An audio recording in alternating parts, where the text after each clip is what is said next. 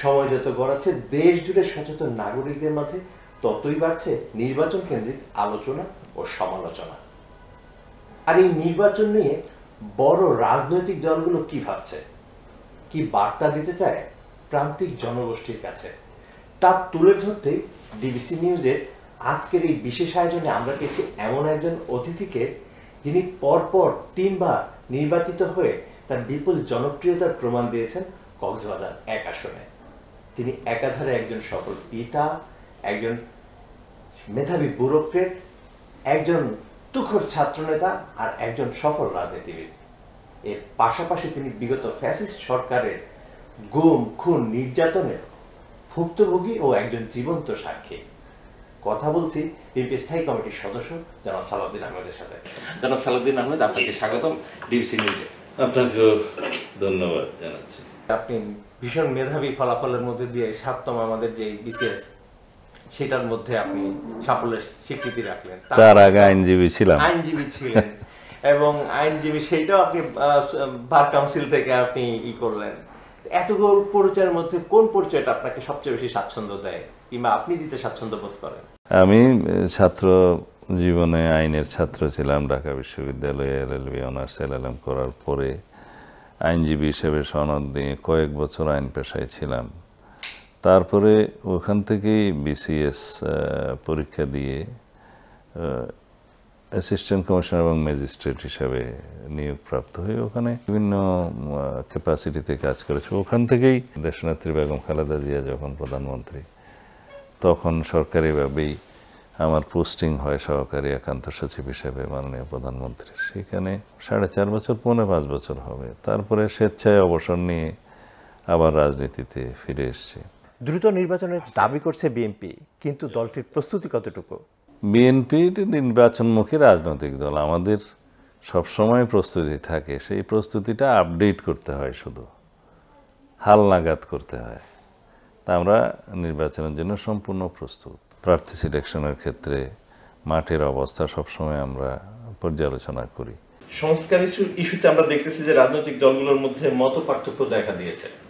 এই ক্ষেত্রে যদি মত পার্থক্য আরো তীব্র হয় কিংবা কোনো ঐক্যমত না হয়, সেক্ষেত্রে কি নির্বাচন পেছানোর শঙ্কা রয়েছে?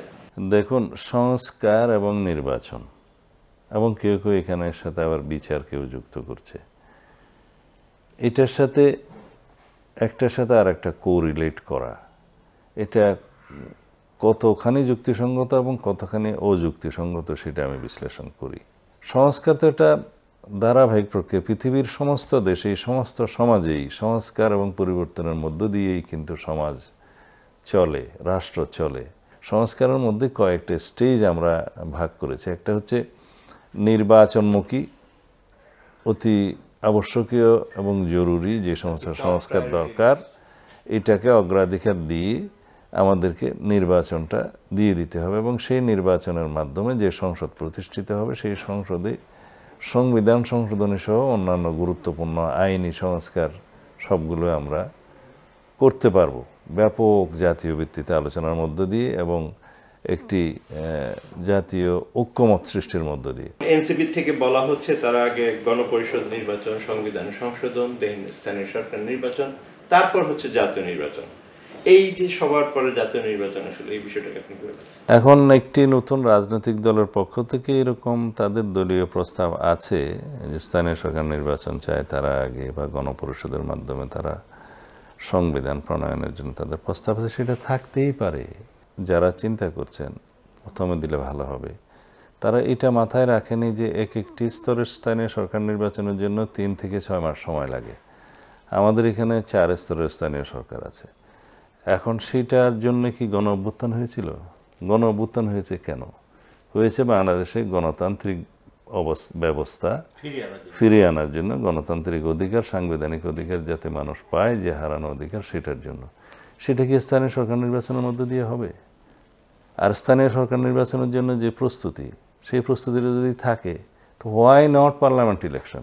যেহেতু ভোটের কথাই আসলো, সমমনায় 41 দলের বাইরে জামাত ইসলামী কিংবা জাতীয় নাগরিক পার্টি কিংবা ইসলামী শাসনতন্ত্র আন্দোলন, এদের সাথে জোট করার বিএনপির সম্ভাবনা কতটুকু? বাংলাদেশের ভোটের রাজনীতির কালচারে জোট করার ইতিহাস তো আছেই, তো এবং এই জোট কাদের সাথে হবে, কবে হবে, আদৌ হবে কিনা, সেটা এখনই খোলাসা করে বলার সময় আসেনি, আরও অপেক্ষা করতে হবে। গুঞ্জন রয়েছে ঈদের পরে ভোটের জন্য রাজনীতির মাঠে নামে বিএনপি, আসলে কি তাই? আমরা আন্দোলনে না থাকলেও আমরা এই দাবিতে তো সোচ্চার আছি। আমরা মাননীয় প্রধান উপদেষ্টার সাথে দেখা সাক্ষাৎ করে চিঠিপত্র দিয়ে এবং বিভিন্ন প্রেস ব্রিফিং দিয়ে বিভিন্নভাবে আমরা আমাদের অভিমত প্রকাশ করছি। এটাও এক রকমের আন্দোলনের স্তর বলা যায়। আর সব আন্দোলন রাস্তায় করতে হবে এমন তো কথা নেই। তবে পরিবেশ পরিস্থিতি বিবেচনায় যদি মাননীয় প্রধান উপদেষ্টা একটা স্পেসিফিক রোডম্যাপ প্রদান না করে, তাহলে হয়তো আমরা আরও কিছু বক্তব্য নিয়ে জনগণের সামনে হাজির হব। বিএনপি চেয়ারপারসন খালেদা জিয়া এবং বিএনপির ভারপ্রাপ্ত চেয়ারম্যান তারেক রহমান কবে নাগাদ দেশে ফিরবেন, সেটা আপনারা শিগগির জানতে পারবেন। রাজনৈতিক বিশ্লেষকদের মতে ক্ষমতার কাছাকাছি থাকতে ভারত আগামীতে বিএনপির উপর আস্থা রাখতে পারে। বিএনপির উপর ভারতের এই ভরসা রাখার আগ্রহকে আপনি কিভাবে দেখছেন? এগুলো তো সবই আপনাদের আন্দাজে বয়ান, যে কেউ আন্দাজ করে বলছে।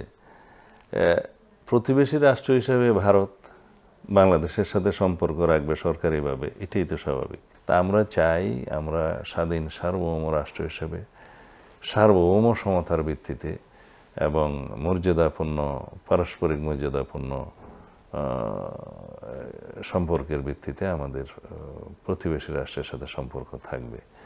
এটাকে ডিপ্লোম্যাটিক ল্যাঙ্গুয়েজে বলা হয় যে on the basis of sovereign equality, mutual respect and dignity, the foreign policy should be maintained with the neighboring countries or with all other countries.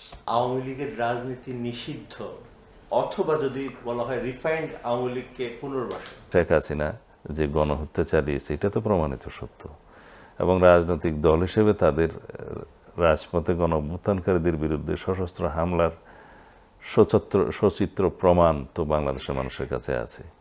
তা এবং সেই রাজনৈতিক দল নিজেদেরকে রাজনৈতিক দল হিসাবে দাবি করতে পারে কিনা, সেই জন্যই বলছি তার কোনো রাজনৈতিক চরিত্র নয়। আওয়ামী লীগের রাজনৈতিক ডিএনএতে সমস্যা আছে। তারা সবসময় একনায়কতন্ত্রে বিশ্বাস করা একটি দল, এবং পরবর্তীতে তার সমস্ত রাজনৈতিক চরিত্র বিসর্জন দিয়ে তারা একটি ফেসিবাদী দলে পরিণত হয়েছে, মাফিয়াবাদ তন্ত্রের একটা দলে পরিণত হয়েছে। সেই দলকে বাংলাদেশের মানুষ রাজনীতির ময়দানে স্বাগতম জানাবে কিনা সেটা জনগণকেই নির্ধারণ করতে হবে। আমরা দুটো বলেছি যে বিচারিক প্রক্রিয়া এবং জনগণ নির্ধারণ করবে যে এই ফেসিবাদী দলের রাজনীতিতে পুনর্বাসন হবে কিনা। সম্প্রতি সময় আমরা দেখতেছি নতুন রাজনৈতিক দলের নেতাদের স্থানীয় এলাকায় বেশ শোডাউন, এবং এই শোডাউনের নেপথ্যে যে অর্থের সংশ্লিষ্টতা তা নিয়ে প্রশ্ন উঠেছে। এই বিষয়টি নিয়ে কি ভাবছেন? দেশের মানুষ পরিবর্তন চায়। আমরা আমাদের দল থেকে শোভাযাত্রা, শোডাউন করা নিষিদ্ধ করে দিয়েছি এবং রাজনৈতিকভাবে সাংগঠনিকভাবে ব্যবস্থাও নিয়েছি। কেননা এগুলো এদেশের মানুষ পছন্দ করছে না, আমরা এগুলো চাই না। আমরা নতুন কালচার, জনমুখী কালচার প্রবর্তন করতে চাই রাজনীতিতে। তো সেই জন্য আমি আহ্বান জানাবো যারা এই রাস্তায় গেছে, পুরানো অপসংস্কৃতিকে ফলো করছে, তারা যেন সংশোধন করে। তাদের কাছে আমাদের অনেক প্রত্যাশা আছে এই নতুন প্রজন্মের কাছে। স্যার, শেষ প্রশ্ন, পবিত্র ঈদ উল ফিতরের সময় যাচ্ছে, দেশবাসী আপনার রাজনৈতিক কর্মী সবার উদ্দেশ্যে কিছু বলবেন? এটা তো স্বাভাবিক। আমার এলাকাবাসী, প্রিয় দেশবাসী সবাইকে পবিত্র ঈদ উল ফিতরের শুভেচ্ছা জানাচ্ছি, এবং দেশের মঙ্গল কামনার জন্য সবাইকে প্রার্থনা করার জন্য অনুরোধ করছি, যাতে আমরা একটি সমৃদ্ধশালী জাতি হিসেবে, শক্তিশালী গণতান্ত্রিক রাষ্ট্র হিসেবে আমরা সামনের দিনগুলোতে আমাদের দেশকে প্রতিষ্ঠা করতে পারি। ডিবিসি নিউজকে সময় দেওয়ার জন্য আপনাকে ধন্যবাদ। আপনাদেরকে অনেক ধন্যবাদ। সুপ্রিয় দর্শক, আপনারা জানছিলেন জনাব সালাউদ্দিন আহমেদের রাজনৈতিক ভাবনার কথা, জনগণকে নিয়ে তার ভাবনার কথা, পাশাপাশি তার যে সহকর্মী রাজনৈতিক দলগুলো নিয়েছে তার প্রতিও তার কিছু পরামর্শ পরোক্ষভাবে কিন্তু তিনি আজকে আমাদের মাধ্যমে জানালেন। আগামীতে আমরা আবার এইসব বিষয় নিয়ে আপনাদের সামনে হাজির হব। আমাদের সঙ্গে থাকার জন্য ধন্যবাদ।